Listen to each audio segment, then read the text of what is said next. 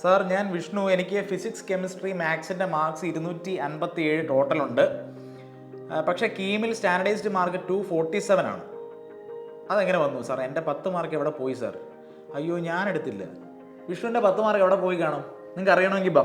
ഇപ്പോൾ വിഷ്ണുവിന് മാത്സിന് 175, ഫിസിക്സിന് 187, കെമിസ്ട്രിക്ക് 195, ആകെ മൊത്തം 300-ൽ 257 മാർക്സാണ് വിഷ്ണുവിനുള്ളത്.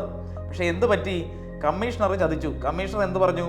മാത്സിന് വെയിറ്റേജ് 5 കൊടുക്കണം, ഫിസിക്സിന് വെയിറ്റേജ് 3 കൊടുക്കണം, കെമിസ്ട്രിക്ക് വെയിറ്റേജ് 2 കൊടുക്കണം. ഫോളോയിങ് എന്താണ്? തമിഴ്നാട്ടിലെ സ്കീം അനുസരിച്ച് നമ്മൾ അത് ഫോളോ ചെയ്യണം. പുതിയ സ്ട്രാറ്റജിയാണ്. പുതിയ റാങ്ക് കാൽക്കുലേറ്റ് ചെയ്യാനുള്ള ഫോർമുല ഇങ്ങനെയാണ് വരുന്നത്.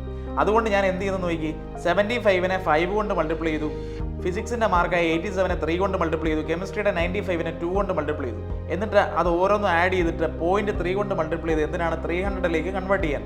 അപ്പോൾ 300-ലേക്ക് കൺവേർട്ട് ചെയ്തപ്പോൾ അത് 247 ആയിട്ട് കിട്ടിയിട്ടുണ്ട്. 257-ൽ നിന്ന് 10 മാർക്കോളം വിഷ്ണുവിന് നഷ്ടപ്പെട്ടു.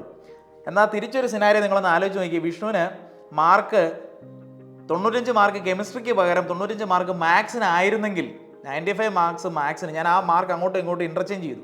മാത്സിന് 95-ഉം കെമിസ്ട്രിക്ക് 75 ആയിരുന്നെങ്കിൽ അപ്പോൾ 5 × 95, 3 × 87, 2 × 75, ടോട്ടൽ എടുത്ത് 0.3 കൊണ്ട് മൾട്ടിപ്ലൈ ചെയ്യുമ്പോൾ 265 എന്ന് കിട്ടും.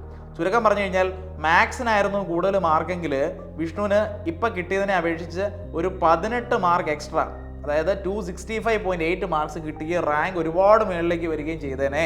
അപ്പോൾ ഇതൊരു വിഷ്ണുവിനെ സംബന്ധിച്ചിടത്തോളം ഒരു വലിയ നഷ്ടമാണ്. മാത്സ് കൂടുതൽ സ്ട്രാറ്റജൈസ് ചെയ്ത് മാത്സിന് കൂടുതൽ പ്രാധാന്യം കൊടുത്ത് പഠിക്കാമായിരുന്നു.